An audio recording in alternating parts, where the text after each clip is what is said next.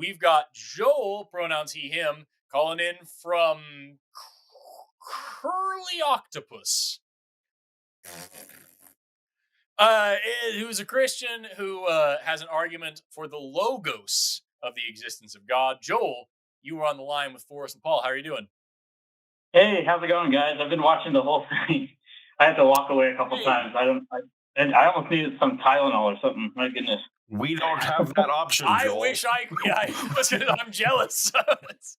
You guys have almost the patience of a saint. I was like, I can barely take half of these arguments. And you guys were just sitting there through the whole thing. I was like, I can barely sit here and listen to it, much less participate. So I'm doing good. I just got off a 12-hour shift after my third one, so I'm pretty beat. So We'll see how this goes, if I can even compile my thoughts, coherently. But no, I think this is a very interesting one that I haven't really heard submitted to, stuff like this. And I think it's a very interesting, structure about it. And really what I'm trying to do is present a more, Joel, before you start, are you sharing this with us because you think it's novel, or are you sharing this with us because it's why you believe? It's certainly not novel. This is an ancient argument, actually, from all the way back from St. Augustine. Is it why you believe? It's certainly a way to understand God that I think isn't thought about very often, but it's still an ancient understanding of Is it why you believe? Yes, I would say it's part of the compartmentalization of why I hold to my faith. Okay. I've been through enough of these where people find an esoteric thing that they just think is intellectually fun versus as long as it's in your pantheon of why, as long as it's in your toolkit of why you believe in God, go ahead. Yeah, I also really quickly, I'm going to ask one more question, then I promise I'll let you talk. It says here on the call screen, you said you wanted an argument from the logos, and logos is capitalized. So I know the word logos to mean logic and reason in terms of argument style. And I also know the word logos to mean a theological term being the word of God. Which one of those do you mean? Dang, you're already halfway there. It's just one and the same thing. So that's kind of how the premise of the argument goes. Basically, if you imagine how, say, if you guys ever played Sims on the computer or something like that, you can sort of assert your will within the game, right? And you can, make decisions, and you have agency and will and stuff like that within the Sims game, and you interact with the world.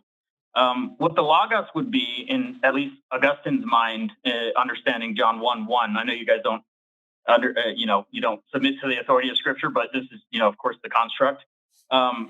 In the beginning was the Word, the Word was God. He was God in the beginning. Got it.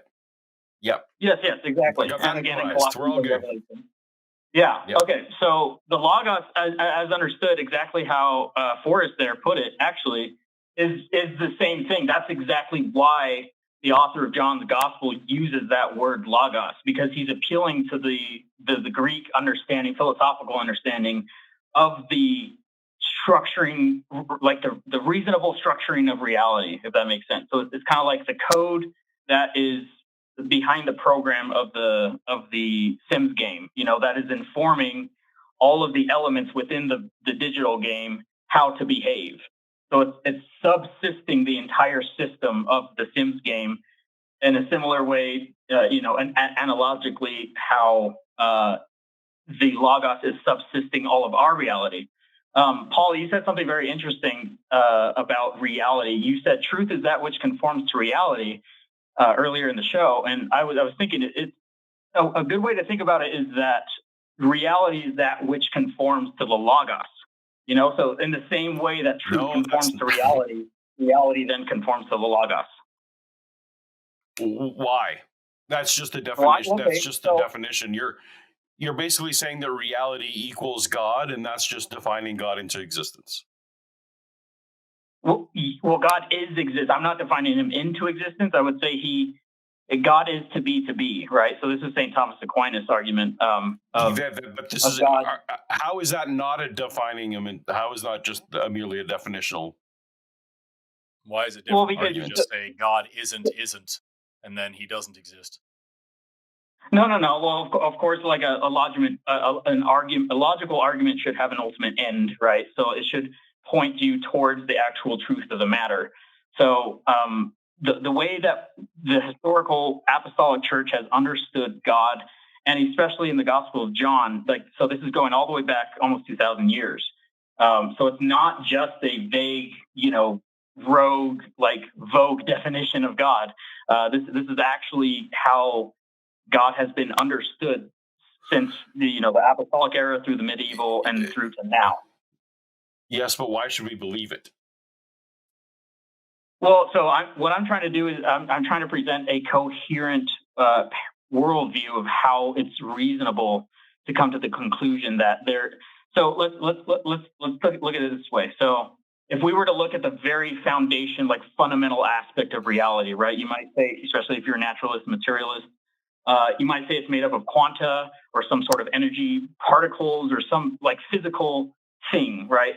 And what the logos would be the underpinning language system. Obviously, I'm not talking about letters in the alphabet. I'm talking about like a structured system of meaning and purpose that informs reality at the fundamental level, how to be, how to behave, and how to exist. So it's like the it's kind of like what DNA is in a cell. Would Forrest and I call this Go ahead. I'm sorry. I think you and I are about to say the same thing. You've just described the laws of physics.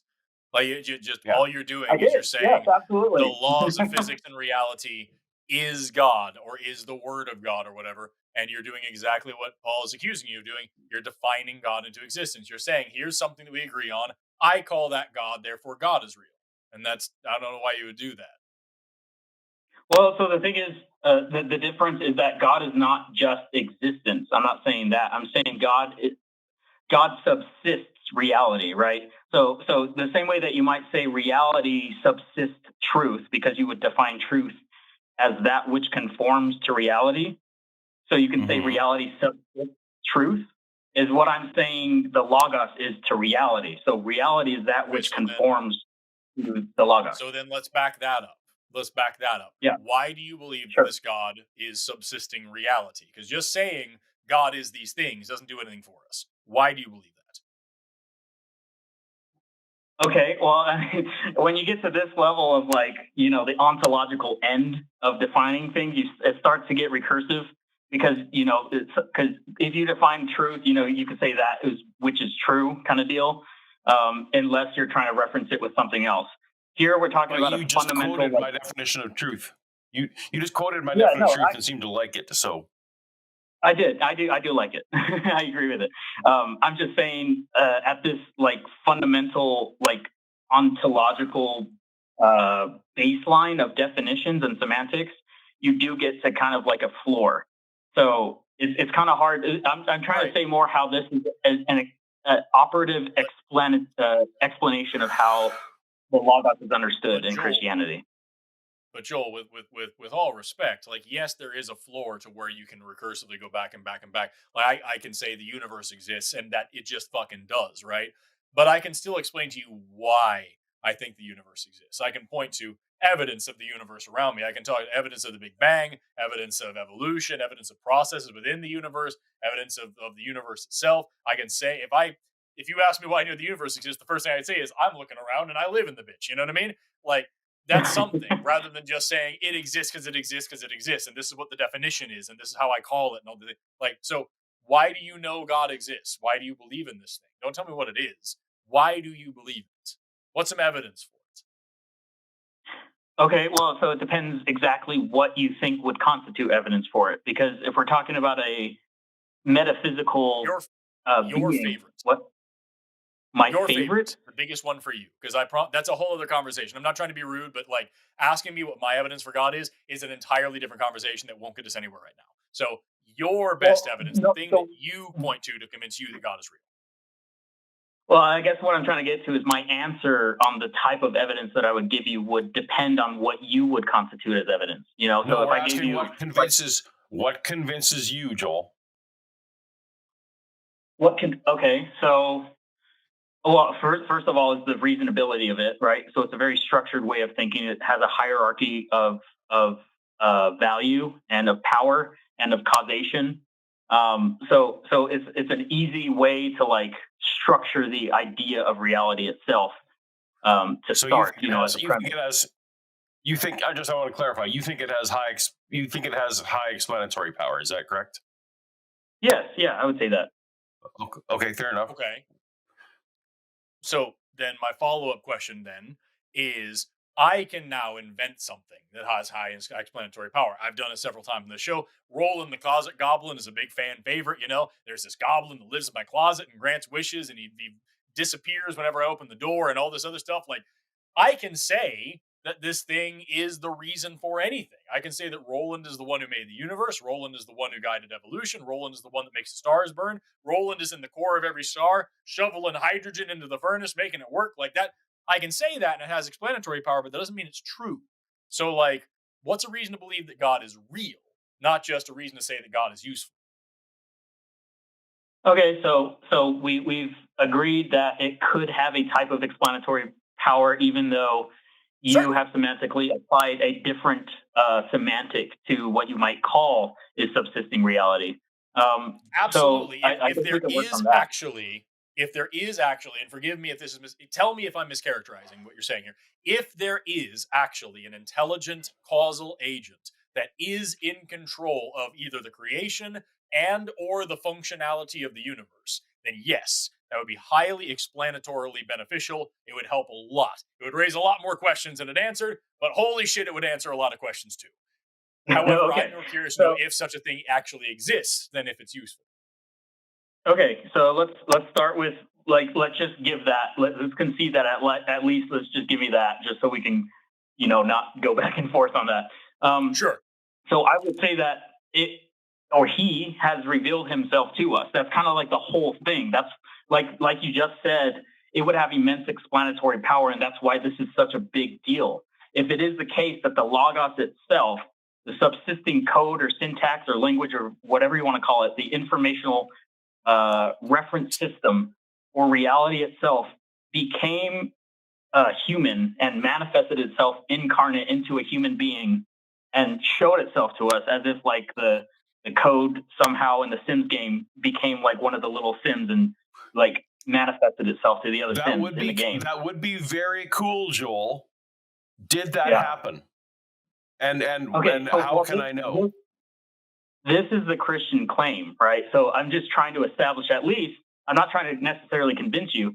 I'm just at least trying to give you that the logical like atmosphere of exactly what is in the Christian's mind of what's happening here. So first, Let a me good grant you, definition of God. And then, I probably shouldn't do this, Yeah. but for the sake of expedition, let me grant you that if Jesus was the Son of God and died for our sins, that's great. How do I know that happened? well, so now we get into the history and archaeology. I'd say, I would, as a quick just quip, I would point you to the Shroud of Turin, and I Oh my would God. encourage you to prove that. No, I know. Trust me, I get it. That's But not right. there has been Yes. recent developments and such, and the hoax was unhoaxed and stuff like that. Convince But Christians first. Convince Christians first, and then come back to the show. Yeah, that's the thing. So, first of all, I well, okay, so promise you, you hold on. do not That's have a to bit explain the unfair. Christian position to us. I have to point out Um, that's a bit uncharitable because if you were asking for evidence, I gave you just off the top of my head like a type of right, physical archaeological evidence that still hasn't been but the thoroughly Shroud of explained. Turin, the Shroud of Turin Yeah, has been thoroughly methodologically no, it debunked a bunch hasn't. of times, I and would if you want to strongly say it encourage you hasn't, to prove it wrong. and if No, it you has want to not. say it It hasn't, was. It, if you if you want to say it okay. hasn't, then we can go with that. Here's the biggest thing that I have going on is that it sounds to me like you're dancing around the word faith, and you're doing everything in your power to not just say the word Oh, faith, we can that talk you just about have faith. faith. I'm perfectly And fine. I didn't want to say the word what you faith keep because saying, I would assume that we had a different semantic of what faith is. So I was no, trying to what describe it in a what different you way. keep doing, here, Joel, is you're saying that the how do I say, you're saying we were willing to grant you that Jesus existed and he rose from the dead and that he died for our sins. And sure, and the Shroud of Turin's real too. And we'll throw it in there, right? The Yeah, well, sure. problem, yeah, why not? The problem is that every single one of the claims about Jesus's life is its own claim that needs its own evidence, that needs to stand on its own 2 feet. So even if I agree with you that Jesus existed, oh, excuse me, I'm drinking a lime thing over here and I'm real burpish. If I agree with you that existed, that doesn't prove that he walked on water. That doesn't prove that he was the son of God. That doesn't prove that he was the God, that there was a God for him to be the son of. That doesn't prove that he healed the sick. That doesn't prove that he healed the blind. That doesn't Yeah, prove that I he understand. cured Yeah, leprosy. None of that. Water to I'm wine, pick tracking. your fate. It doesn't prove any of them. If we agree with the most important part, that he died and rose again, that doesn't prove anything else. And so what you have here is a book full of claims, which you need evidence for all of them. And if you say, well, there's a Shroud of Turin and there's this blood soaked rag that kind of looks like a guy that was crucified, and that guy was probably Jesus, even if I believe you, that doesn't give me anything concrete to go off of. And it also doesn't solve the problem of the fact that the Christian God is horrible to me. So like not to me personally, like he's not doing things to me. I'm saying my opinion of him is that he is awful. So like Yeah. I even if I agree with everything you're saying so far, which I super don't, but even if I did, you wouldn't have demonstrated the divinity of this creature. You wouldn't have demonstrated a reason why I should worship it, even if it is divine. You haven't shown me why this God is necessary or useful or good. It like that doesn't take me Well, I anywhere. mean, to be fair, it's not like I could just encapsulate all of that within like one response. So yeah, I was No, but you trying to need track something. through a thought process. But you need something, and like the Shroud of Turin ain't it. So like, can you give us something And you better? Okay, well, started this call. I was trying to point through something that has been scientifically scrutinized, like to a high degree, and something that I'm you gonna start can looking look that up. into yourself as a physical type of archaeological tangible evidence. That's all. That's Joel, why I just brought it up at the top of my head. yeah, there's nothing about that that requires supernatural. Even if I grant all of the, and I don't, all the findings about it, nothing of there shows me with Jesus that there was anything supernatural about it. But you started this call giving us scripture interpretation so that you could say belief in God is reasonable, not that it's Uh-huh. necessary or not that it's even the inevitable conclusion. You said several times that this is, if I'm remembering correctly, that this is what makes it reasonable, and we're still looking for why should we believe it. Well, I Is mean, is is it gets a little again. like It's kind of like a recursive thing. You know, it's kind of like why you should believe that truth is that which conforms to reality. It's kind of like one of those types of epistemic questions. So it's kind of hard. I would say it would seriously be you think that, sorry, hold on, you think that the belief in God is similar to agreeing to a definition? no, not necessarily. I'm saying the substance of the argument when you say truth is that which conforms to reality, which is tends to be substantially true. You believing that is a similar reasonability to believing that reality itself is subsisted by the logos or God. No, those are not analogous. That's me saying that the label that when I say truth, this is what I mean, is no different than when I say Bella, what I mean is the beagle sleeping beside me. I'm just telling you how I use a label. Um, so I guess I don't understand what you're saying, that God is basically just fundamentally accepting a proposition.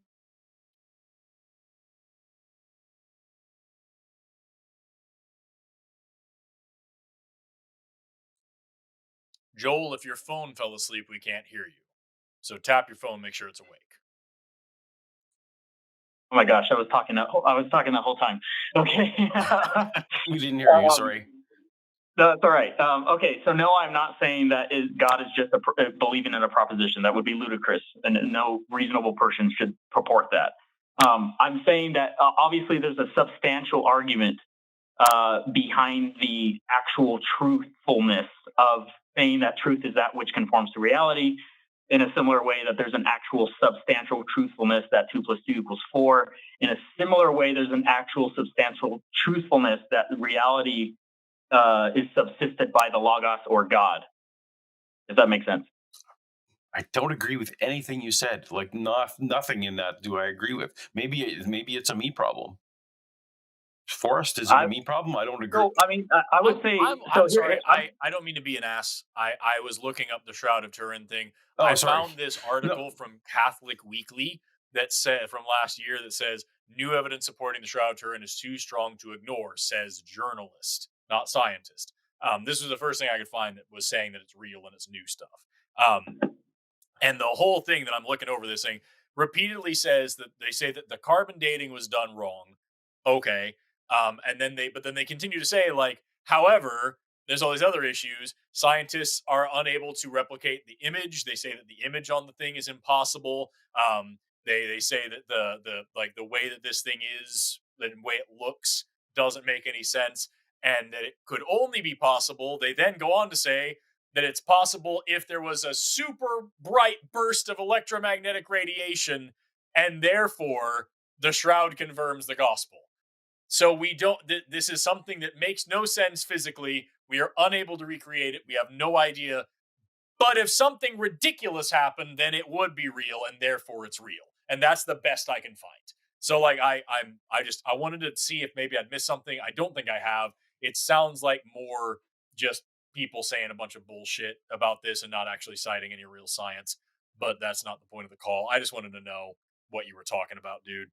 So kind of how I formulate it in my head. So I was given a proposition of how the apostolic Christian church has understood God via the Logos, right? And Jesus Christ being the Logos manifest incarnate into a human being. And so that's the explanatory power. But you understand that that's not useful, right? Well, it's at least I'm just trying to present that perspective, right? At least the understanding behind it and how it can be reasonable. I appreciate that, but you understand how it's not at all useful if we don't know if this God exists. Understanding how different people thought of the God and how they perceive the God and what their thoughts are about the God and the logos and the this and that doesn't really help us if this guy isn't real. And so, like, your claim that you're making, calling in as a Christian, especially, isn't just, hey, I think there might be some supernatural force here, and here's my way of thinking about it and how this might help. Your claim that you're making is there is a supernatural force. It uses he, him pronouns. It cares about whether or not you have butt sex. It's been watching this world for thousands of years, and it only cares about something sometimes. Well, hold on. Hey, also, Forrest, I didn't say any of that. I didn't say any of what you just said. That all comes with Christianity, because at the end of the day, not necessarily, not the historic understanding. You're not just saying that you believe in a supernatural force, Joel. You're saying you believe in a blood sacrifice that took place in Palestine 2,000 years ago that made a freaking contract that we all are now bound to. And there's this place called heaven and this place called hell. And you're making huge, expensive claims. So just saying this is the way that apostolic Christians have thought about this stuff for a little while, that isn't good enough. That doesn't actually do anything for us. You have to first tell us why that's probably real. Because I haven't had much of a chance to develop the thought. I only gave the basic framework, and I haven't been able to actually explicate and expound upon that. So then that'll be the last thing we do. And if we go somewhere it does, please give us, I'll let you go for a minute here. Tell us why you actually believe in this God. That's what we keep asking for. Give us the best reason why Paul and I should believe that this particular God is actually real, and we can test it. We can check it out. We can know.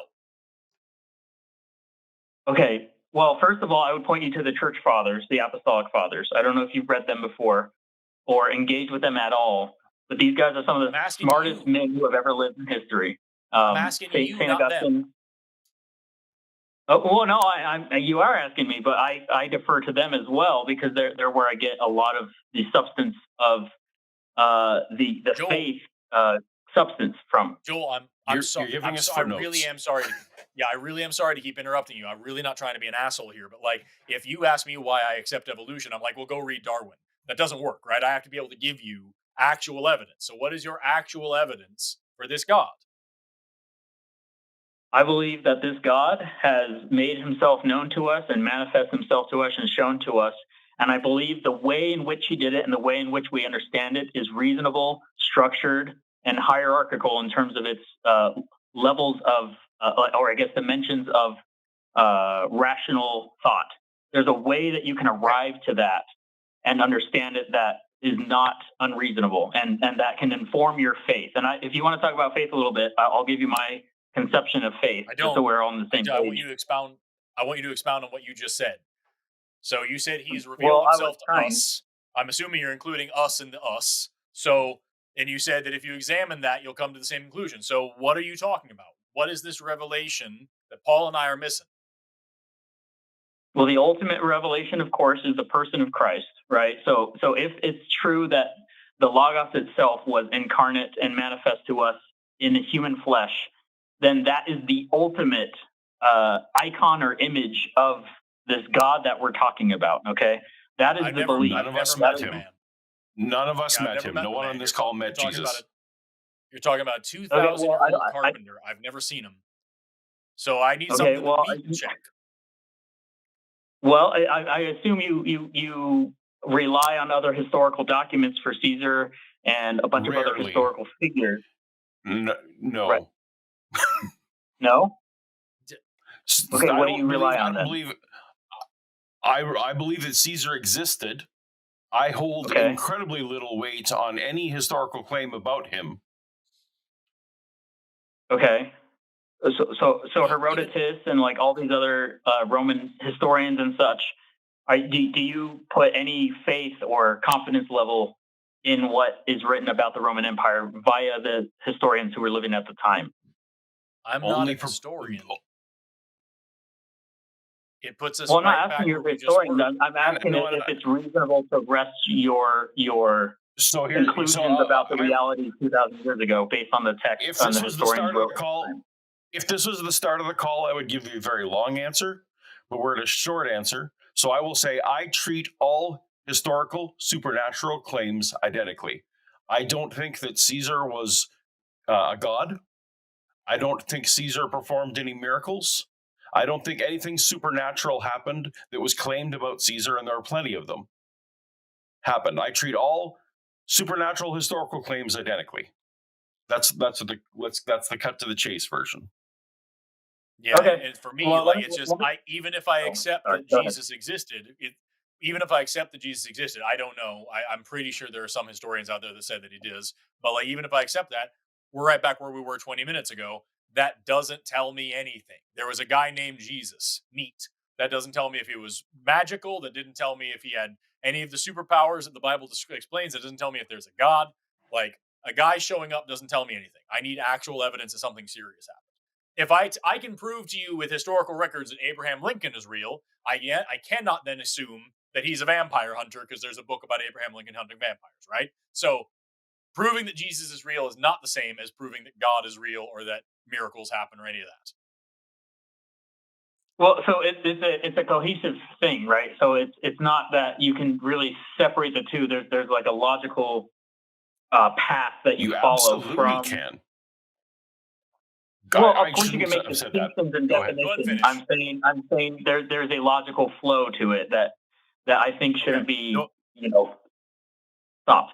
Go ahead and lay it on us then, and we'll wrap this up because we got two other people waiting for a couple hours. So go ahead. We won't interrupt for a minute.